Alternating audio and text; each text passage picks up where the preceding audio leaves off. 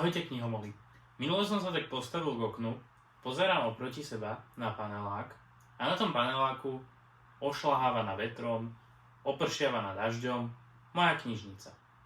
Hovorím si, že dobre, môže byť, pohodička. Následne som sa ale zobudil. Nie je to úplne taký ten šialený scenár, ktorý sa nám v snoch môže stať, ale vybral som si z mojich snov taký, ktorý aspoň trochu súvisí s knihami a práve preto by som sa dnes chcel pobaviť o tejto tematike. Určite sa vám niekedy stalo, že ste mali taký živý sen, že ste sa z neho prebrali a povedali ste si, že čo sa to vlastne stalo, kde to som úplne zmetený, neviem čo sa deje. No a práve toto spôsobujú sny každú noc v našich posteliach. Sny sú neskutočne zaujímavým fenoménom a chcel by som sa o nich trošku viac porozprávať. Napriek tomu, že môj kanál je venovaný hlavne knihám, tak som si vymyslel taký segment, kde sa budem baviť o iných veciach, ktoré s tými knihami tak trošku súvisia. No a momentálne som prečítal knihu, ktorá s tými snami súvisí veľmi. Je to táto kniha Posolstvo noci, o ktorej som hovoril vo videu, čo som prečítal za posledný mesiac. No a teda v tejto knihe je trošku viac rozobratý svet snívania a preto by som chcel o ňom trošku viac porozprávať. Nazval som tento segment veľmi príznačne, a teda digresia, čo je taký literárny prvok, kedy v hlavnej dejovej linke sa odbočí na nejakú vedľajšiu. No a práve teraz odbáčame z tej hlavnej dejovej linky na vedľajšiu a povieme si čosi o svete snívania. Určite sa vám niekedy stalo, že ste mali nočnú moru, čo je teda sen, kde ste naozaj celý prepotení, niečo vás prenasledujete, neviete rozprávať, neviete chodiť, neviete dýchať, neviete nič, len ste a ste paralizovaní nejakým vašim strachom, to býva veľmi časté. Možno sa vám niekedy stalo, že ste sa zobudili a ocitli ste sa opäť vo sne a mysleli ste si, už som v bezpečí, už sa mi nič nestane a bum, ďalšie nebezpečenstvo sa stalo aj mne. Keď som bol malý, tak som sa zobudil z nejakej nočnej mory, ktorú si už nepamätám. No a pozeral som sa oproti na skrinku, v ktorej nemávam, ale mal som tam rádio a začala z neho hrať taká strašne desivá hudba a ja som si vtedy povedal, že preboha, čo sa to deje, som rád, že som sa zobudil zo sna a tu ďalšia tragédia. No a našťastie som sa zobudil aj z tohto sna a bol som celý dopotený, katastrofa. Takže možno sa vám niekedy stalo aj, že ste sa zobudili z takéhoto sna a dostali ste sa do nejakého iného sna. A tento fenomén ma fascinuje už neuveriteľne dlhú dobu. Takže dneska si povieme niečo o tom, ako sny fungujú, čo ich spôsobuje, prečo ich máme a ako sa z nich dá vyťažiť. Sny sa nám vyskytujú v noci, keď sa naše telo a náš mozog dostane tzv. REM fázy, to je Rapid Eye Movement. Vy máte zatvorené oči, vaše viečka sa nehýbu a bulvy pod viečkami sú iba také, že toto je Rapid Eye Movement, kedy oči pracujú pod vašimi viečkami, no ale vy ste úplne paralizovaní. Vaše svaly sú síce úplne paralizované, nehýbete sa, ale mozog vykonáva takmer rovnakú aktivitu ako cez deň, keď ste úplne bdeli.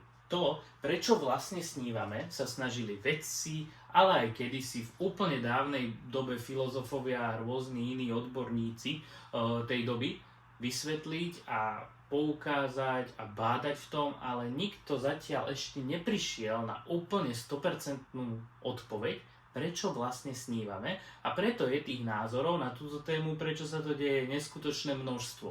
Od rôznych spirituálnych názorov, akože ide o nejaké nadprirodzeno alebo o nejaké božstvo, o nejakú vyššiu entitu, ktorá sa nám snaží ukázať cestu, až po odborné výklady toho, ako sa v mozgu dejú rôzne chemické reakcie a tieto sny vyvoláva. Niektoré názory hovoria o tom, že sny sú dôsledkom emočnej regulácie.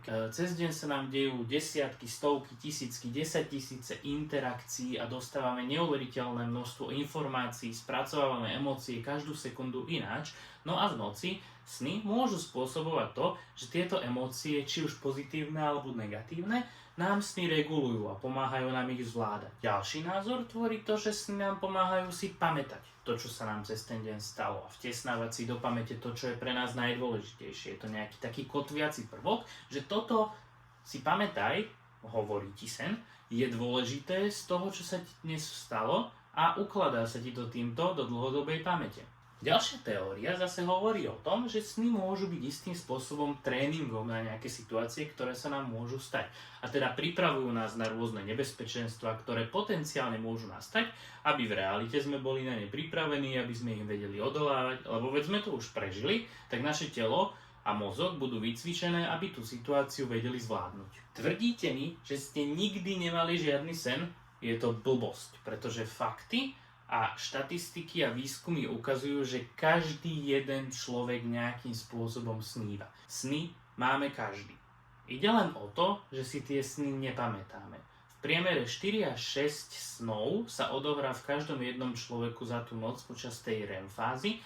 Ide len o to, že si ich človek nepamätá, že ich zabudol, že sa zobudil mimo tej fázy, že má len možno nejakú matnú predstavu, že dačo, ale nič tam nie je, nespomenie si na to. Faktom zostáva, že snívame každý a je to teda 4 až 6 snov za noc. Zaujímavé je napríklad aj to, že snívajú aj slepí ľudia, len ich sny obsahujú iné vizuálne vnemy, napríklad snívajú pomocou sluchu alebo pomocou šuchu, čiže možno si predstavujú nejaké rône, počujú rôzne obrazy, počujú rôzne zvuky, no a takýmto spôsobom snívajú. Ja si to úplne neviem predstaviť, ale verím tomu, že aj takíto ľudia, ktorí majú znevýhodnenie niektorého toho zmyslu, tak tie sny sa im prejavujú iným spôsobom. Veľmi veľa literatúry odkazuje na to, že aj slávni ľudia, vynálezcovia, umelci snívali a pomocou snov vznikli niektoré ich tie vynálezy, niektoré tie výskumy a podobne. Napríklad Salvador Dalí často pomocou jeho mikrospánkov dostával obrazy a vidiny tých svojich diel a potom tie diela na základe nich maloval. Alebo Mendelejev napríklad údajne periodickú tabuľku prvkov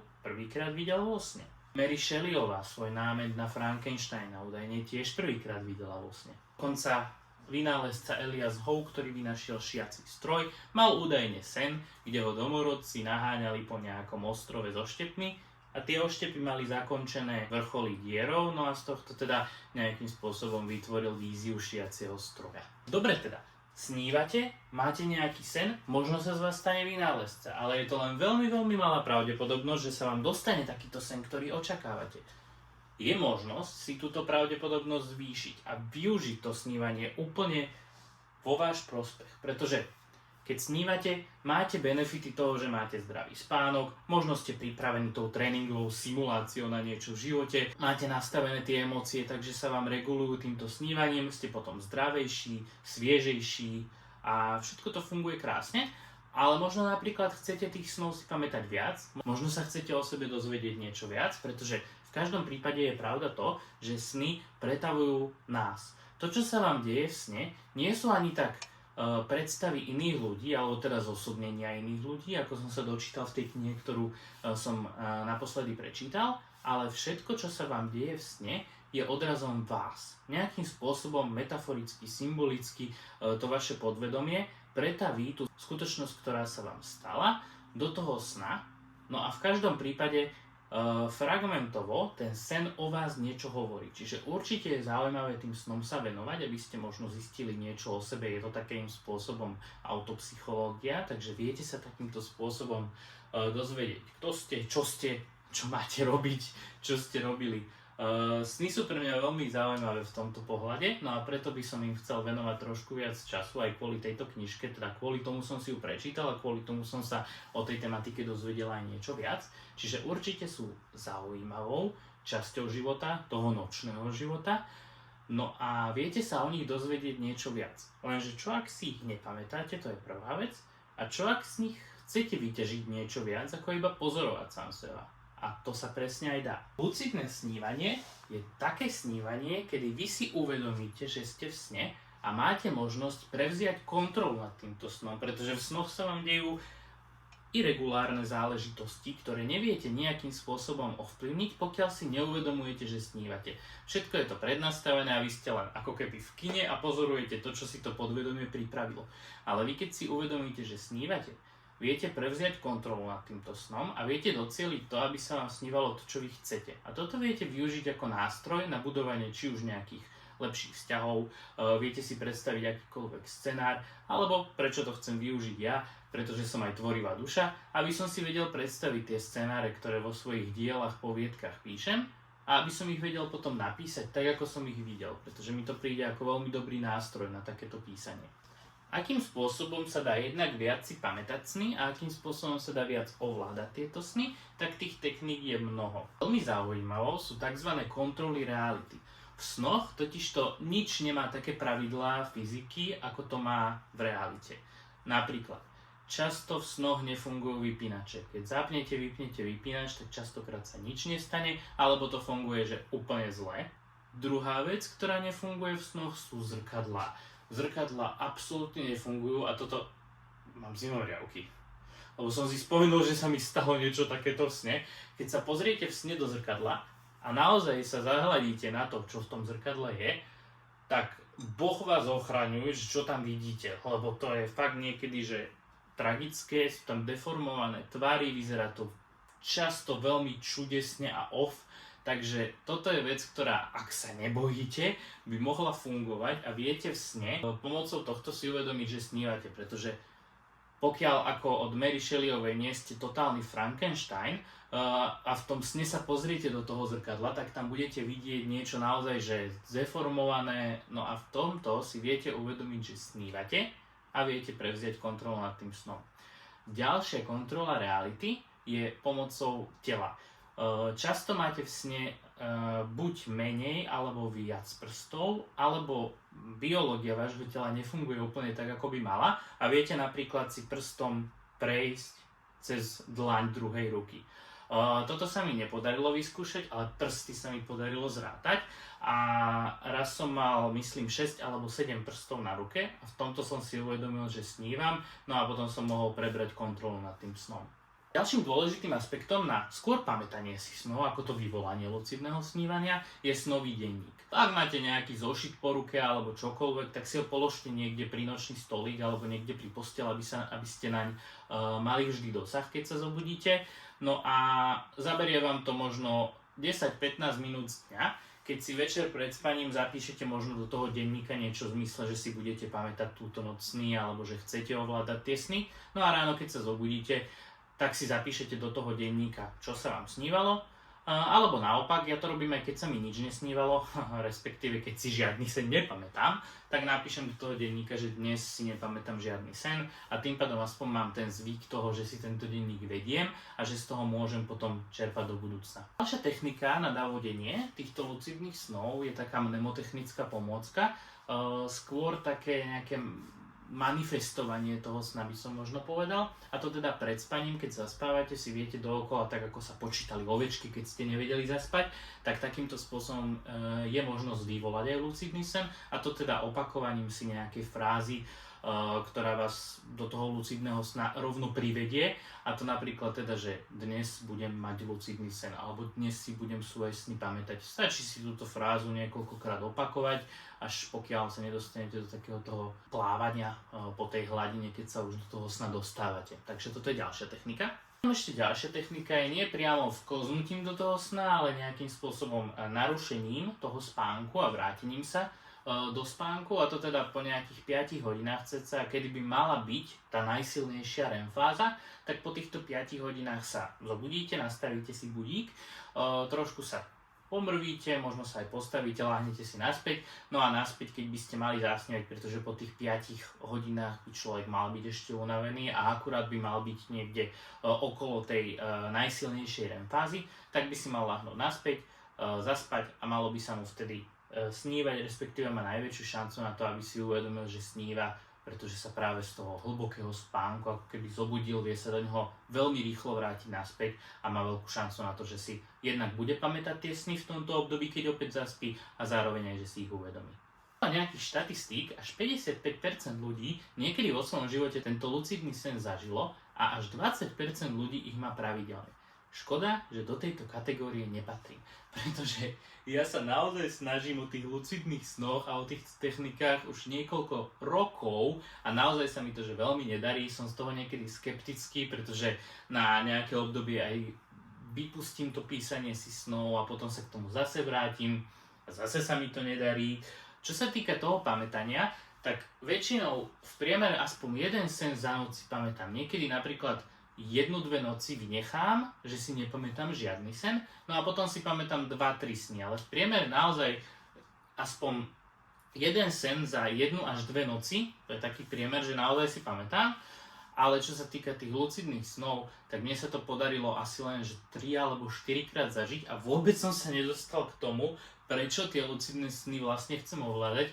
Vždy prvé, čo mi napadne, keď si uvedomím, že snívam, je, že otestujem si, že viem to ovládať a vyletím. No a keď vyletím do vzduchu, tak spanikárim, pretože samozrejme som, že preboha ja lietam, čo sa mi teraz stane, padnem a zomriem. No a ja sa zobudím od stresu z toho, že som vyletel a podarilo sa mi to. Takže nikde som sa viac nedostal. Každopádne teraz, keď som prečítal túto knižku a aj som si nejaké informácie o tom dodatočne pozisťoval, tak som do toho trošku viacej namotivovaný, čiže trošku viacej sa v tom teraz chcem angažovať, pretože ma tá téma veľmi baví a fascinuje, takže sa do nej chcem dostať.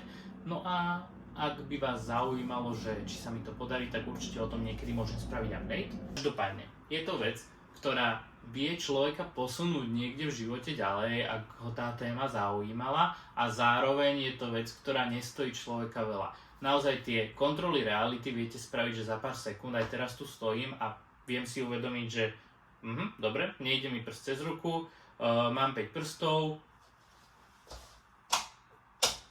svetlo funguje. To znamená, že s najväčšou pravdepodobnosťou aktuálne nesnívam. Trvalo mi to asi 10 sekúnd a keď za deň aspoň raz za 2-3 hodinky spravíte takúto kontrolu reality, tak vás to dokopy vyjde asi na 2 minúty vášho času. S tým, že ak si večer zapíšete, že chcete dnes snívať alebo ovládať svoje sny, tak vám to trvá asi minútku. No a podľa toho, koľko sa vám v noci snov sníva, tak možno nejakých 10 minút vám trvá, kým si ráno tie sny zapíšete. Takže cca 15 minút dňa vám zaberie to, že viete si pozrieť do svojho života, do svojho podvedomia a trošku odhaliť nejaké veci, ktoré možno o sebe ešte neviete a posunúť sa takýmto spôsobom ďalej bez toho, aby ste možno zaplatili psychologovi za hodinové sedenie. Takže toto môže byť veľmi dobrá vec na to, aby ste sa niečo o sebe viac dozvedeli, aby ste sa niekde posunuli. No a zároveň už aj pre tú skúšku, aký je to dobrý pocit v tom sne, že môžete robiť naozaj že čokoľvek, že odporujú vám zákony fyziky, je tam možné naozaj všetko, vy ste v režisérskej stoličke a ovládate teda nielen seba, ale všetko naokolo seba, čiže viete zažiť akékoľvek super schopnosti, viete cestovať v čase, do minulosti, v budúcnosti, predstaviť si, ako to bolo, ako to bude, stretnúť sa so známymi osobnostiami, stretnúť sa so svojimi známymi, ktorí už nie sú na tomto svete, čo môže byť tiež veľmi príjemnou formou sebaterapie, takže za mňa je to naozaj fascinujúca téma, za mňa je to stále veľmi neprebádaná téma a budem sa tejto téme viac venovať určite v tom osobnom živote a ak to bude zaujímavé a bude tam niečo, o čom by som sa mohol s vami podeliť, tak možno aj v tomto knižnom živote. Každopádne, ak sa vám video páčilo, určite mi zanechajte like. Ak sa tešíte na nejaké ďalšie videá, buď takéto digresie, alebo naspäť v tom knižnom svete, tak určite zanechajte odber. No a v komentári sa môžete so mnou podeliť, či ste niekedy lucidný sen zažili, aký máte vzťah k tomuto snívaniu, aký bol napríklad váš najbláznivejší sen. No a budem sa na to tešiť a zatiaľ do snívania.